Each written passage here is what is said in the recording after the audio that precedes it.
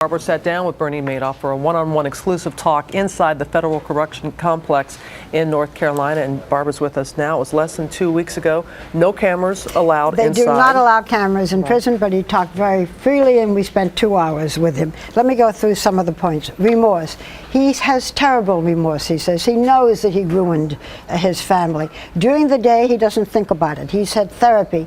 He compartmentalizes, goes to the commissary, does his job, doesn't think about it. At night, he says he has horrible nightmares. And then he says, I understand why clients hate me. The gravy train is over. I can live with that. The average person thinks I robbed widows and orphans. I made wealthy people wealthier. But there are many middle-income families, charities. Absolutely, and he talks about them. He says they're going to get the principal back, or at least 60 cents on the dollar. You know, we can go through all of that, but let me tell you a little more about the suicide. He says that while he was in jail during the 4 months before he was sent to prison, he did think about suicide, but he didn't have the courage. Now he says in prison, he never thinks about it. He is happier in prison. I will read this. Okay. I feel safer here than outside. I have people to talk to, no decisions to make. I know I will die in prison. I lived the last 20 years of my life in fear. Now I have no fear because I'm no longer in control. I know he also talked to you about his wife, Ruth, that they're now estranged. They are estranged. He says that after his son's suicide, after Mark's suicide, which he was distraught over, deservedly so, Ruth said to him, let me go.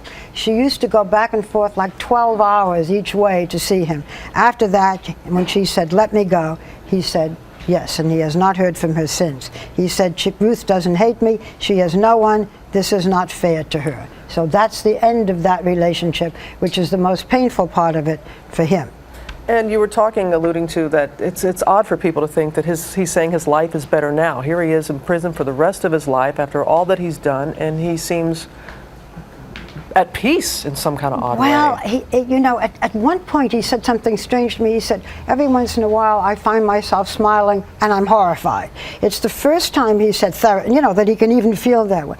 It's the first time he said therapy. He says that this therapist has saved his life. He says the other prisoners treat him with great respect, especially the young ones, and he says, but they do this for all the wrong reasons. Right. But he has a routine, and for the first time in his life, he's not afraid of being arrested. He said that he lived with this for 20 years. Ruth did not know, he repeats. His sons did not know. But now, at last, he's been punished, and he feels he deserves to be. He does. He does feel that way. You got a lot out of him in those couple of hours that you spent with him there in jail, Barbara. Well, I'm sure none of us have heard the end of this. I'm sure we have not. But more conversations probably from everyone. I know, and I know you'll talk about it on The View as well. Thank you, Barbara, for coming in.